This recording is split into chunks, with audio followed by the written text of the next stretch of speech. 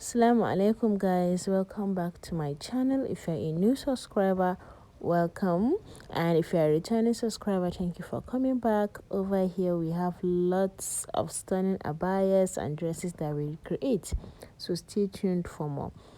For this video, this is the 3-layer dress that we made, and I'll be showing you how I made it. So hi guys, welcome back to my channel. This is where I took videos for my WhatsApp class, my abaya WhatsApp class, and I just thought maybe I should just start recording my YouTube videos here too.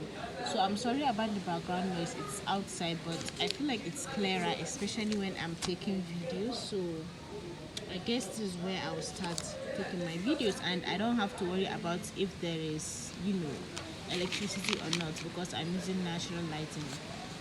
So for this what is it called? For this dress, it's a 3-layered dress, 3-tiered dress. I saw it's also called the Caribbean dress. So there are 2 ways you can make it, I think. I don't know whether there are 3 options, but I know 2 ways to make this. So the first one is when you make, your normal bodies. We all know how to make our normal bodies, right?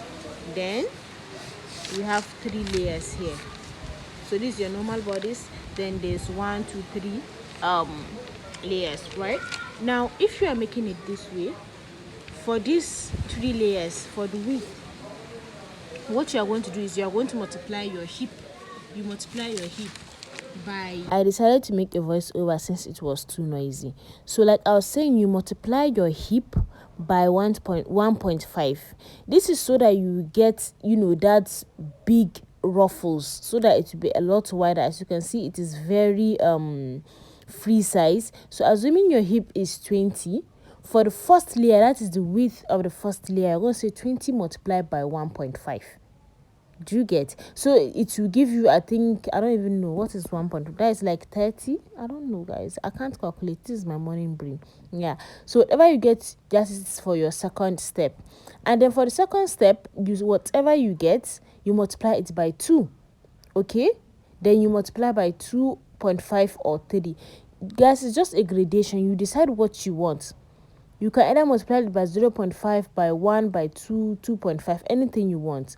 Now that is if it is fitted, right? The top part is a fitted bodice.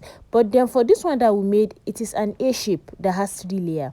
So the A shape, it is from your shoulder to your waist. You make an A shape from your shoulder to your waist. Then from your waist to floor length, you have 3 steps, okay? Now for this one, it's a little bit different because you see the A shape is already wide, right? So you cannot make it in such a way that you multiply by 1 or 2. It will be too big, guys, and it's just stressful. So assuming the width of your A shape is 30, that's the end of the A shape is 30, you're going to multiply by 0.5 for the first layer. Then for the second layer, you multiply by 0.5. For the third, you multiply by 0.5. This is also optional. Like I said, you can use 0.25. It all depends on what you want. Just make sure that if the top part is fitted and you're using your hip measurement, you multiply by 1 and above. And then if it is an A shape, you multiply by 0.5 or highest 1. If not, it will be too big, guys, and you'll just be too overwhelmed making the dress. Now what I'm just saying here is just for the width of the, you see, this is another option. You can use by 1, 1.5, then 2. That's what I'm saying. So it's optional anyhow you want it. You see, those are the 3. You see, I'm just showing you guys the options that you have. You just calculate it and then you get it. That is for the width. This is a mistake that I wrote length. It's for the width. Yeah, so that is for how wide, the wideness, is that a word? The wideness, sorry guys, the wideness of the fabric, right, that you would use. Now for the length of the fabric, you are going to calculate, you measure yourself from your shoulder to floor length. Now assuming your full length is 60 inches, right? So what you are going to do, you are going to measure the A shape that you have. You see, you measure the A shape that is from your shoulder to your waist. If assuming it is 17, you are going to say 60 minus 17, and that's what I'm just doing. So that is 43, right? Then you are going to divide 43 by the 3 layers. We have 3 layers, so you're going to say 43 divided by 3. Now I don't even know what that is, but whatever you get, you add 2 more inches for sewing allowance. And as you saw from the first clip, this dress, each layer is placed on top of the other layer. I'll show you guys what I mean towards the end, but each step is placed on top of the other layer. So that's why you need those 2 inches. You don't need 1, you need at least 2 inches. Okay, here I'm just going through what I did to make sure that I'm correct. It's pretty easy, like very easy, once you follow the step that I did. Okay, so now we go to the cutting part. So here I'm just making an A shape, the normal A shape that you know. I folded my fabric into 2, then I'm trying to make a triangle. Yes, you see, you make your triangle, you arrange it well, make sure it's well arranged. This fabric is like chiffon, yeah, so make sure you arrange it. And here I'm just going to place my shoulder measurement. I just place my neck measurement 3.5, then my shoulder measurement is 3.52. You see, then the neck width and then the neck depth. I'm just covering my neck, just the normal bodice measurement that you know. And here I'm going to place my armhole, which is 7. You see, and then I'm just taking out 1/2 inch for shoulder slant. Then here I'm cutting it out. Guys, if you have not registered for my WhatsApp class, I assure you that you're missing a lot too. And have you subscribed? Have you liked my videos? So yes, and then here I just cut out my armhole. Just, guys, the normal measurements that we normally place.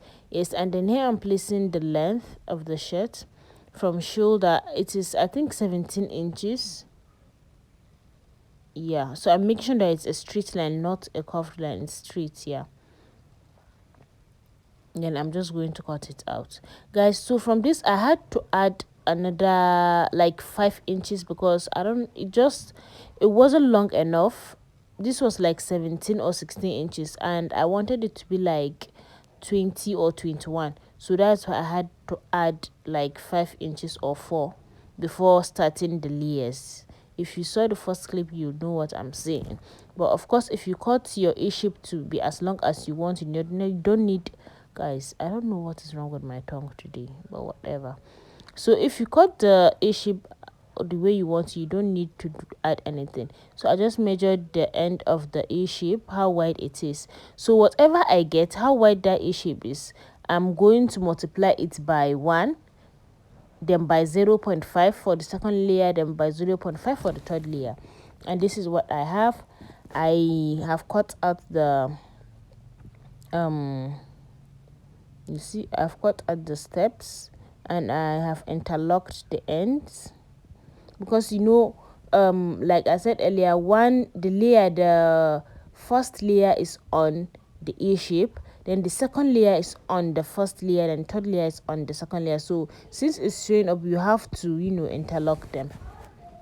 And here I'm just cutting out the hand sleeve. I just did a pretty simple hand sleeve, just basic, although at the end I decided to add ruffles at the end, but it's also still basic. I'm sure you have seen it now by the thumbnail. So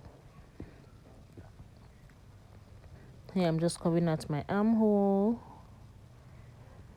and I'm just going to cut it out. Have you subscribed to my channel? Seriously, what are you waiting for?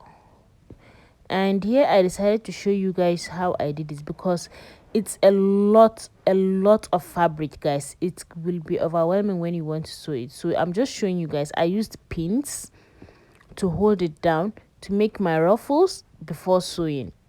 If not, you can't really do it just like that, you know, just place it and sew it. You wouldn't be able to know how to arrange the fabric. So I decided to show you guys what I did. So this is what I did. I folded the first layer by its width, of course. Then I folded the second layer, although I think this is the third and middle layer, but let's just assume it's the first and second layer. So I folded each of them and got their midpoint, you see. Then I placed their midpoints together. Can you see? Yeah, then I used a pin to hold it down. You see, guys, I took this clip outside. This is definitely where I'll continue taking my videos, but I'll make sure I do it in the evening when it's not too breezy. It's a lot brighter outside. I just don't know why I never thought about doing or taking my videos outside. Yeah, so after pinning their middle together, I'll pin the ends together.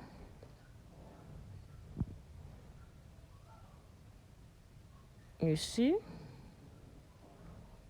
Okay, so of course one layer, the second layer is bigger or wider than the first layer, of course, as you can see from here. You see?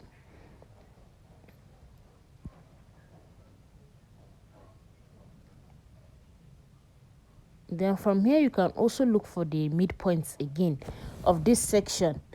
You see, here's what I'm going to do again. I'll look for their midpoints again, then join them together. It's honestly, this made it easier for me to sew it. I just did this continuously. You see? Can you see how that second step is wider than the first one? So you see, you make your ruffles like this. Can you see? Then just use your pins to hold them down.